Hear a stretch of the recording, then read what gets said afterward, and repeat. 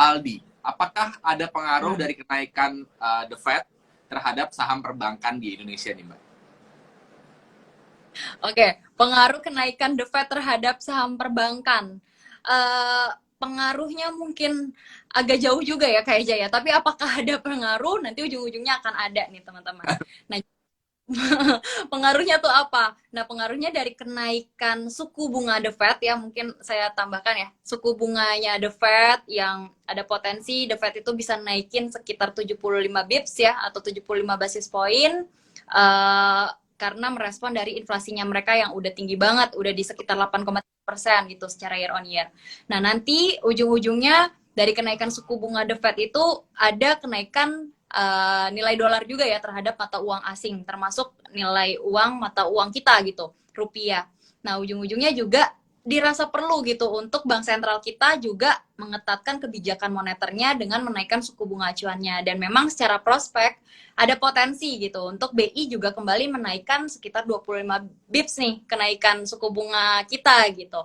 Nah, ini baru apakah ada pengaruhnya dari kenaikan BI 7 days reverse repo rate 25 bis itu terhadap saham perbankan. Apakah ada pengaruh? Ada pengaruhnya. Nah, pengaruhnya mungkin lebih kepada atau lebih ke arah yang positif, teman-teman. Karena kalau suku bunga acuan BI naik, itu nanti kan akan diiringi dengan kenaikan lending rate juga ya.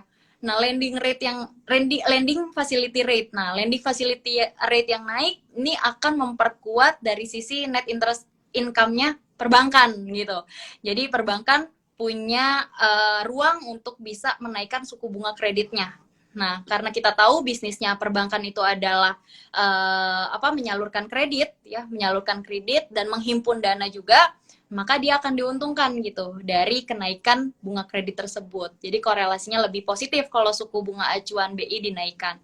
Meskipun kenaikan suku bunga nanti ujung-ujungnya akan ada sentimen atau akan ada tekanan juga ya ujung-ujungnya, mungkin masyarakat jauh lebih menahan konsumsinya mereka dari sisi kredit, tapi saya rasa itu dari sisi jangka panjang aja sih. Tapi kalau jangka pendeknya korelasinya lebih ke positif karena itu bisa menambah dari net interest income-nya perbankan sendiri gitu. Oke, jadi gitu Mas Aldi. Jadi jawabannya adalah adakah pengaruh dari kenaikan suku bunga The Fed terhadap saham perbankan di Indonesia? Ya, ada. Tapi tadi itu dia apa flow-nya lumayan panjang sampai akhirnya bisa berpengaruh ke saham perbankan di Indonesia. Nah, pertanyaan lagi nih Mbak. Dari Nemdes Panli. Saham apakah yang menarik di tengah isu suku bunga The Fed dan berpengaruh pada IHSG? Mungkin kita nggak boleh sebut emitennya secara langsung, mungkin kayak sektornya kali ya Mbak, kayak sektor apakah Oh, yang akan ikut tertarik ke atas kenaikan dari suku bunga The Fed itu kira-kira apa aja? Sektor apa aja? oke. Okay. Saham yang menarik di tengah isu kenaikan suku bunga The Fed. Ini karena di minggu ini The Fed mau naikin suku bunga kali ya 20 sampai 21 September kali ya kayak jajan. Betul, jadi pada ngomongin. Dan pengaruhnya mungkin saya pikir yang mendapat katalis positif terlebih dulu ya, itu akan menarik ke saham-saham sektor perbankan. Karena dengan kenaikan suku bunga The Fed, nanti ujung-ujungnya akan memicu kenaikan suku bunga Bank Indonesia juga ya, atau suku bunga dalam negeri kita, BI 7 Days Reverse Repo Rate kita gitu. Nah, kemudian selain saham perbankan, ada lagi nggak sektor lainnya gitu? Sektor lain saya pikir yang tidak terlalu tertekan dari kenaikan suku bunga The Fed adalah sektor energi. Oke. Karena sektor itu emiten-emiten di sektor energi itu kan biasanya mereka ini punya porsi ekspor atau exposure ekspor yang besar, yang tebal gitu ya. Dan demand akan komoditas itu lagi meningkat akibat banyak sejumlah negara yang udah mulai pemulihan atau recovery ekonomi ya pasca pandemi. Nah, jadi saya pikir selain sektor perbankan yang diuntungkan atau yang memang masih tidak masih berpotensi positif itu adalah sektor energi. Jadi perbankan, kemudian energi. Nah, ada multiplier efeknya. Kalau saham sektor energinya positif atau rally gitu ya, ini biasanya berdampak positif ke saham-saham di sektor transportasi, apalagi transportasi logistik yang membantu untuk komoditas tersebut gitu. Tapi karena trennya saat ini adalah kenaikan harga BBM, ini mulai lagi nih ada tekanan baru, ada challenge baru gitu, ada tantangan. Ini kenaikan BBM juga bisa berdampak kenaikan beban operasional saham-saham atau sektor transportasi logistik tersebut. Jadi tergantung balik lagi kepada emitennya sendiri. Meskipun dari sektoral perbankan oke, kemudian transportasi oke, ada multiplier efeknya dari logistik dan juga transportasi gitu, tapi balik lagi ke emitennya tuh apa gitu. Tapi mungkin saya jawabnya putar sektor aja kali ya, Kak Eja Ya, ya. oke. Begitu jawabannya. Dan pertanyaan selanjutnya dari stok pertanyaan aku nih, Mbak. Kan kita sering lihat di Ajaib, apalagi kan ada beberapa emiten yang baru akan pengen IPO nih. Dan di Ajaib kan kita bisa membeli secara e-IPO kan. Nah, kalau misalnya kita pengen melakukan e-IPO nih, atau pengen beli saham yang baru akan listing. Nah, kira-kira itu kita perlu menganalisa bagian apanya aja nih, Mbak, sebelum kita akhirnya memutuskan untuk membeli saham yang akan e-IPO itu. Oke, di prospektus emang banyak banget ya Kak Eja ya, berlembar-lembar gitu. Mungkin teman-teman juga males duluan, udah mager gitu bacanya, aduh. Tapi teman-teman ada beberapa poin yang harus di-highlight kalau di prospektus itu.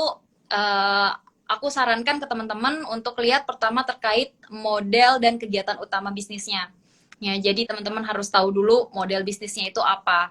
Nah, dengan teman-teman tahu model bisnisnya, teman-teman bisa analisa sektornya, industrinya. Oke, bisnis tersebut masih oke atau enggak secara sektoral, secara industri gitu. Nah, kemudian kedua yang nggak kalah penting adalah tujuan penggunaan dana IPO. Jadi perusahaan yang tadinya itu private company menjadi public company gitu ya, dia ini kan pasti membutuhkan dana segar juga gitu ya dari that's why mereka IPO gitu. Makanya teman-teman tuh harus tahu tujuan penggunaan dana IPO tersebut itu untuk apa. Umumnya yang dinilai strategis adalah penggunaan dana IPO untuk ekspansi perusahaan. Nah, kalau yang kurang strategis mungkin untuk pembayaran utang gitu ya. Karena kalau pembayaran utang kan tidak menambah nilai perusahaan tersebut gitu ya, atau tidak menambah edit value untuk perusahaan tersebut di masa depannya gitu.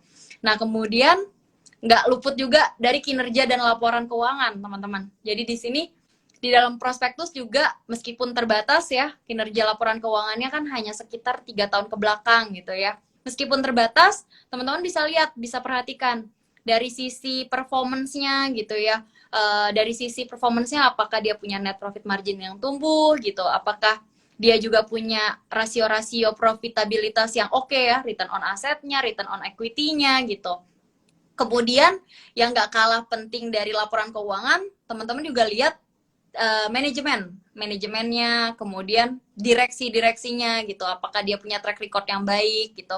Karena kan keberlangsungan perusahaan juga nggak luput dari siapa orang di baliknya ya, Kak Eja ya. Terutama juga dari grup, apakah dia ini punya kekuatan grup yang mendukung prospek perusahaan tersebut atau enggak gitu. Nah, di dalam prospektus juga ada risiko bisnis. Nah, ini mungkin yang sedikit teman-teman lupakan. Karena kalau misalnya investasi kan sebaiknya kita nggak cuma fokus di return doang ya teman-teman ya, tapi kita harus fokus juga kepada risikonya. Untuk saham yang baru akan IPO atau baru akan listing, itu di dalam prospektusnya dijelaskan risiko bisnis. Nah, di situ teman-teman bisa baca dalam bentuk narasi, apakah risiko bisnisnya itu bisa teman-teman toleransi. Kalau misalnya kemudian hari akan terjadi hal tersebut gitu. Jadi bisa dijadikan bahan pertimbangan lagi. Nah, kemudian yang gak kalah penting kebijakan dividen. Apalagi kalau teman-teman yang memang long term investing. Ini kebijakan dividennya juga harus teman-teman pertimbangkan. Kalau misalnya dia memang punya kebijakan dividen apabila menghasilkan laba bersih misalnya kayak 70% total dari laba bersih kita bagikan sebagai dividen. Nah, itu kan boleh tuh dijadikan bahan pertimbangan karena teman-teman juga bisa dapat keuntungan dari dividen yang besar tersebut gitu. Paling itu Kak tadi beberapa poin-poinnya.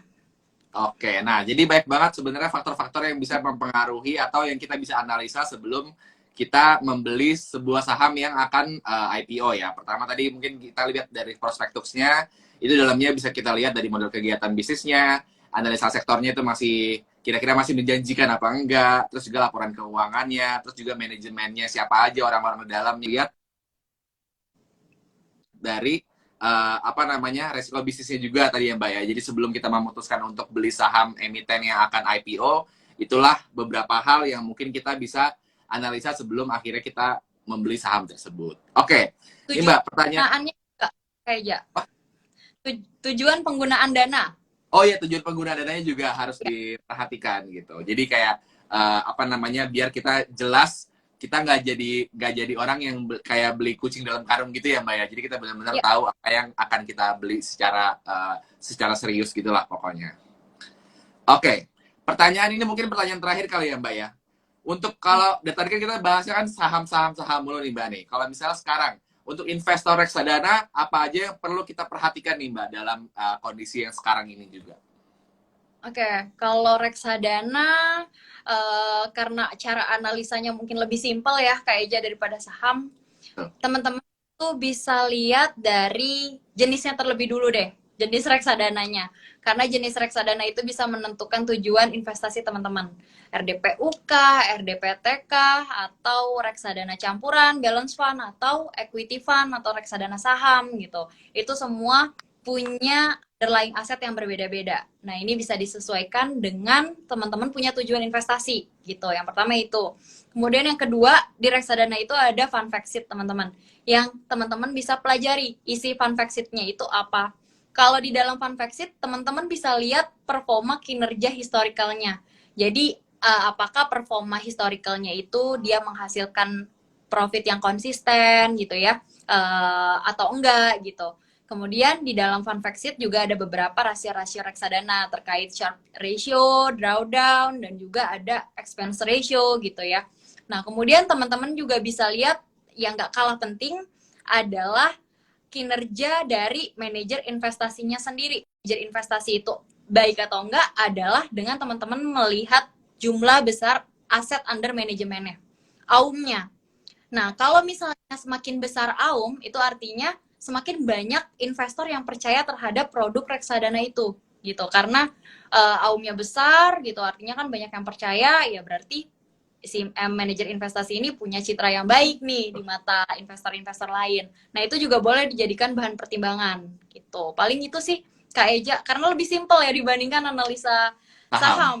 Iya. Oke, nah ini karena kita kebetulan udah mau sampai jam 8, mungkin dari Mbak Cisti ada kira-kira pesan-pesan yang Mbak mau sampaikan gak nih kepada warganet, kepada netizen dengan kondisi yang sekarang ini atau mungkin kondisi yang akan di mana suku bunga The Fed akan naik, itu kira-kira dari Mbak kita harus punya apa namanya, Mbak punya pesan-pesan apa nih buat kita semua sebagai investor yang akan terjun ke dalam jual beli saham dan juga reksadana ini nih Mbak? Oke, kalau pesan sih aku paling cuma simpel sih Kak Eja. Jadi teman-teman sebagai seorang pelaku pasar ya, mau investor, mau itu trader gitu ya, teman-teman tuh harus punya kemampuan adaptasi yang baik gitu. Karena pasar merespon segala sentimen, segala katalis apapun itu gitu. Ada katalis baik yang direspon pasar negatif, ada juga sebaliknya katalis negatif yang direspon pasar positif gitu. Tapi lagi-lagi market nggak pernah salah ya teman-teman ya. Gitu.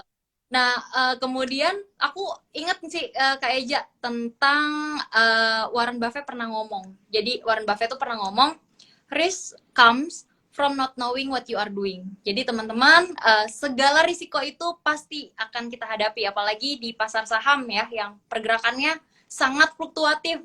Setiap detik, setiap menit itu bisa berubah gitu. Nah, jadi kalau teman-teman tipsnya untuk menghindarkan atau meminimalisir risiko itu adalah teman-teman mengetahui apa yang teman-teman beli, apa yang teman-teman investasikan gitu. Karena kalau semakin teman-teman tahu, semakin teman-teman paham, segala bentuk resiko apapun pasti teman-teman bisa hadapi gitu. Paling itu aja sih kayak tipsnya.